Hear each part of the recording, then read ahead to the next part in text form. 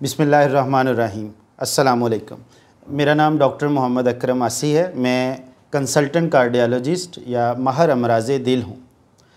मेरी आज की वीडियो जो EECP के बारे में है, पिछले कोई 1-2 हफ़्तों में आपने इंटरनेट पे या सोशल मीडिया पे देखा होगा कि जनाब एंजियोप्लास्टी या स्टेंट का नेमुल बदल आ गया, कैबेज या जो हार्ट की सर्जरी होती है उसका नेमल बदल आ गया और अब दवाइयों की ज़रूरत नहीं है और पाकिस्तान या दुनिया के मुख्तलिफ़ मुल्कों में इसके सेंटर्स बना दिए गए हैं जिसे हम EECP कहते हैं। तो इस वीडियो में बुनियादी तौर पर मैं आपको बताऊंगा EECP क्या है, एंजियोप्लास्टी क्या है, कैबेज या बाईपास सर्जरी क्या है, क्या EECP इसका नेमुल बदल है या नहीं है। पूरी इन्फॉर्मेशन या मालूमात के लिए मेरी वीडियो एंड तक देखें। अच्छा, सबसे पहले मैं बताता हूँ कि EECP क्या है। बेसिकली ये इन्हांस्ड एक्सटर्नल काउंटर पल्सेशन, इस जो नाम है उसके ये मानी हैं। तो इससे क्या होता है, इसकी जो मैं थोड़ी सी अगर डेफिनेशन बताऊं तो होता ये है कि जो ऐसे मरीज़ हैं जिनकी 2 या 3 खून की नालियां बंद होती हैं, तो ये नॉन इन्वेसिव सी मैनेजमेंट है। इसमें हम थाइज़ पे या पेशेंट की जो टांगे हैं उस पे जिस तरह के ब्लड प्रेशर चेक करने वाला BP कफ होता है उस तरह के बांध लेते हैं और फिर एक ख़ास मिकदार में या एक ख़ास लेवल तक प्रेशर दिया जाता है और जब दिल डायस्टोलिक मूवमेंट यानी कि रिलैक्स करता है तो उस वक़्त ये दिल की शरीयानों में खून का बहाव बढ़ाया जाता है। तो वैसे भी हमें पता है कि जब दिल रिलैक्स करता है यानी कि डायस्टोलिक मूवमेंट करता है तो फिर जो खून है वो दिल की नालियों में आता है और वो फिर खून दिल के पट्ठों को मुहैया किया जाता है। तो कहा यह जाता है कि जब हम प्रेशर देते हैं तो वो खून दिल की नालियों में बड़े तेज़ी के साथ बहाव के साथ जाता है खून की नालियों में, और जहाँ पे ब्लॉकेज होती है तो वहाँ से खून बहुत जल्दी निकल जाता है और फिर ऐसे पेशेंट जो दिल के मरीज़ हैं उनमें सीने की दर्द में कमी आ जाती है। तो ये तो एक बड़ी बॉर्डर लाइन सी मोटी सी डेफिनेशन है जो कि समझने के लिए मैंने बताया है। EECP यानी कि इन्हांस्ड एक्सटर्नल काउंटर पल्सेशन। तो अब हम समझते हैं अब कि स्टेंट क्या है या एंजियोप्लास्टी क्या है। उसमें भी ऐसे ही है कि अगर खून की नाली में किसी ख़ास मुकाम पर रुकावट आ गई है या स्टीनोसिस आ गई है तो उसमें लिपर्ड्स या जो भी उसमें प्लेक फॉर्मेशन बन गई है तो उसमें हम एक तार गुजारते हैं। तार के ऊपर बैलून या गुब्बारा, उसके ऊपर स्टेंट होता है, ठीक है। वो एक ख़ास, जिस तरह ये वीडियो में भी आपको दिखाया जा रहा है कि उस तरह एक ख़ास जहाँ पे रुकावट होती है वहाँ पे हम बैलून के साथ स्टेंट को भी साथ एक्सपेंड कर देते हैं। जो रुकावट होती है, जो लिपिड्स होते हैं, वो जो खून की नाली है उसकी दीवारों के साथ चिपक जाते हैं और वो रुकावट ख़त्म हो जाती है और खून बआसानी से गुज़र कर दिल के पट्ठों को मुहैया किया जाता है। अब आ जाते हैं बाईपास सर्जरी या जिसे हम कहते हैं कॉर्नरी आर्टरी बाईपास ग्राफ्टिंग या कैबेज। तो उसमें क्या होता है कि खून की जो नालियाँ होती हैं वो इतनी ज़्यादा रुकावट होती है कि उसमें स्टेंट नहीं डाल सकता या एक अंदर बड़ा हार्ड या सख्त किस्म का जो प्लेक बना हुआ है या सख्त किस्म की रुकावट है जो तार भी नहीं गुज़र सकती। तो फिर हम इसमें क्या करते हैं, इसमें हम जहाँ तक खून की नाली में रुकावट है, जो दिल की जो नाली है जिसे हम कॉर्नरी आर्टरीज़ बोलते हैं, वहाँ तक रुकावट है तो उसके डिस्टल पार्ट को हम बाहर से कनेक्शन दे देते हैं। तो डिस्टल पार्ट में बाहर से कनेक्शन दे दिया और साथ हमने उसकी सप्लाई होगी। इसको हम इस तरह समझते हैं कि जिस तरह हम शहरों के इर्द गिर्द बाईपास होता है, अगर आप GT रोड पे जा रहे होते हैं तो जहाँ से शहर शुरू होता है तो आगे हमें पता है कि बड़ा रश है, तो वहाँ से हम एक बाईपास बना देते हैं और वो बाईपास शहर जहाँ पे ख़त्म होता है वहाँ पे लिंक किया जाता है।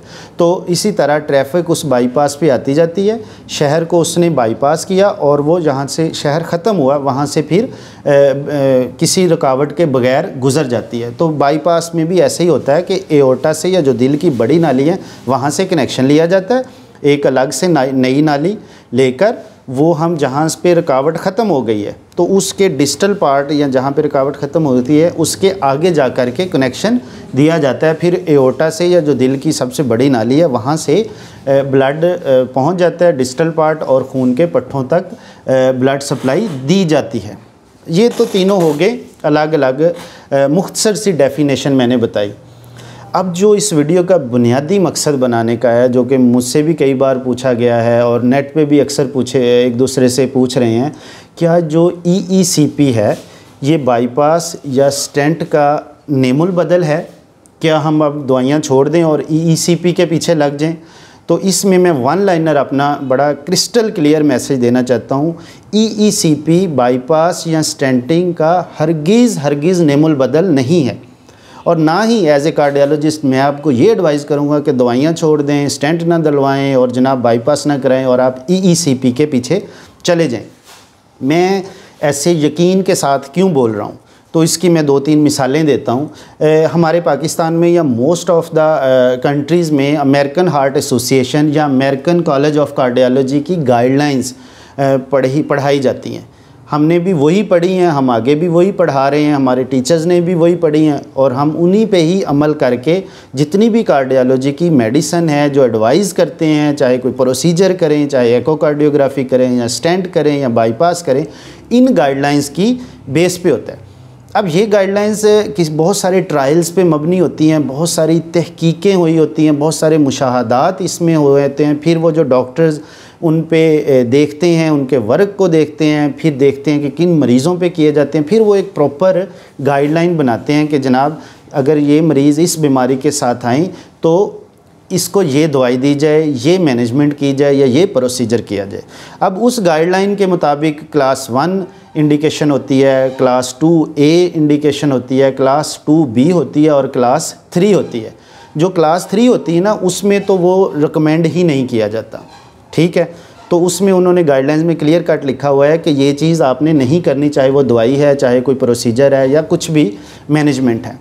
तो EECP की इस गाइडलाइन के मुताबिक जो क्लास ऑफ रिकमेंडेशन है वो 2B है, क्लास 1 नहीं है, 2B है। 2B का मैं आसान ज़बान में आपको समझाऊं कि 2B ये इसके मानी ये हैं कि यू मे कंसिडर, कि मतलब आप कंसिडर कर सकते हैं, लेकिन इसकी जो एफिकेसी है या इसकी जो यूज़फुलनेस है या जो इसका फ़ायदा है इज़ लेस इस्टेब्लिश्ड, कि पूरी तरह कोई इसमें ना कोई इस्टेब्लिश नहीं है कि ये जनाब EECP बहुत ज़्यादा फ़ायदा पहुंचाएगी।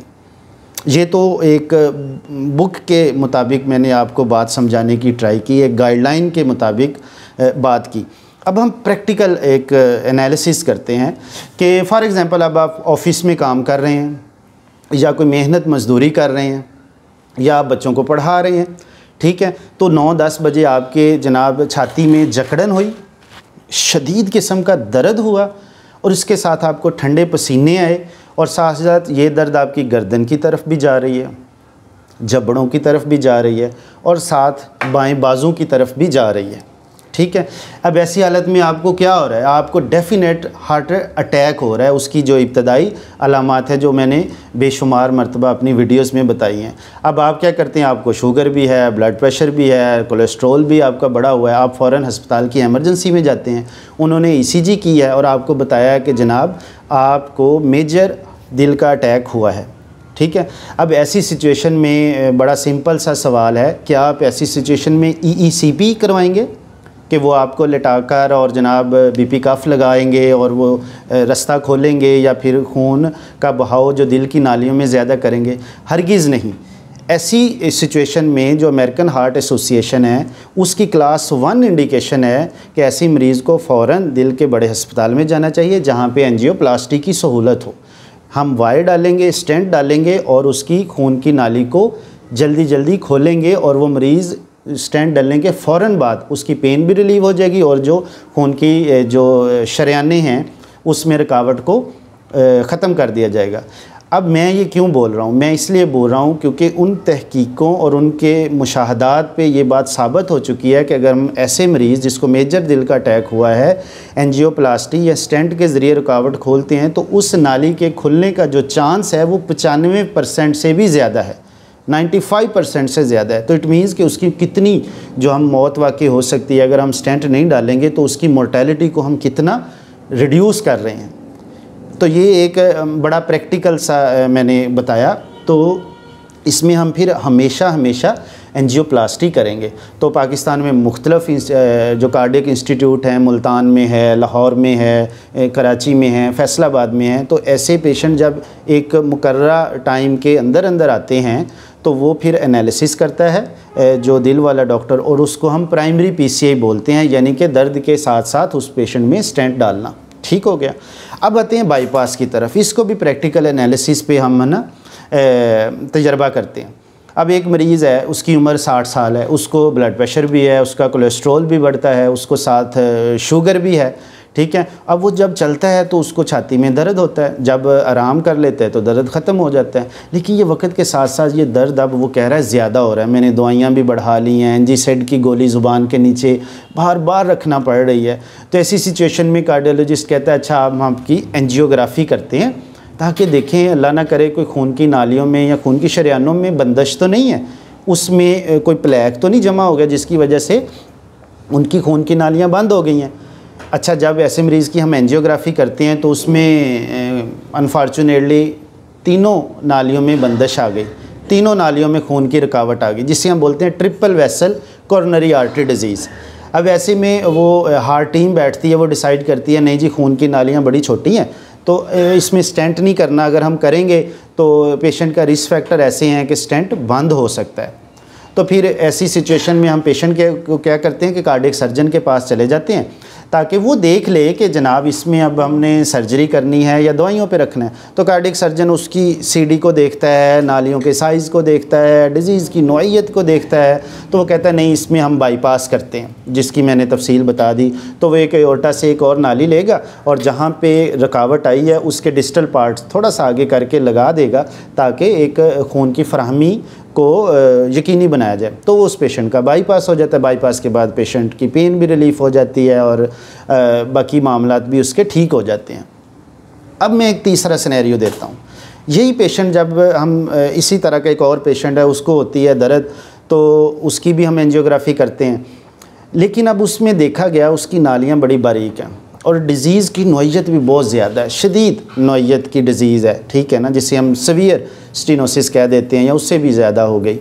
तो साथ जब हमने एनालिसिस किया उसके जो दिल की शरियानें हैं वो बहुत ही बारीक हैं, उसमें स्टेंट नहीं डल सकता। तो कार्डियक सर्जन से ओपिनियन ले लिया, उसने कहा नहीं जी इसकी नालियाँ बड़ी बारीक हैं, आगे मैं टांका भी नहीं लगा सकता, बाईपास भी नहीं हो सकता। तो फिर ऐसे मरीज़ का क्या किया जाए? तो हम ऐसे मरीज़ को फिर काउंसल करते हैं, उससे कहते हैं भाई आपके ना स्टेंट डल सकता है ना बाईपास हो सकता है, तो आप ये दवाइयाँ खाएं। अब दवाइयाँ खाते भी उसको पेन होता है, वो कहते हैं मैं रूटीन डिस्टर्ब होती है, मैं घर से मस्जिद तक भी जाता हूँ तो मेरे पेन होती है, मस्जिद की सीढ़ियाँ चढ़ता हूँ तो मेरे पेन होती है।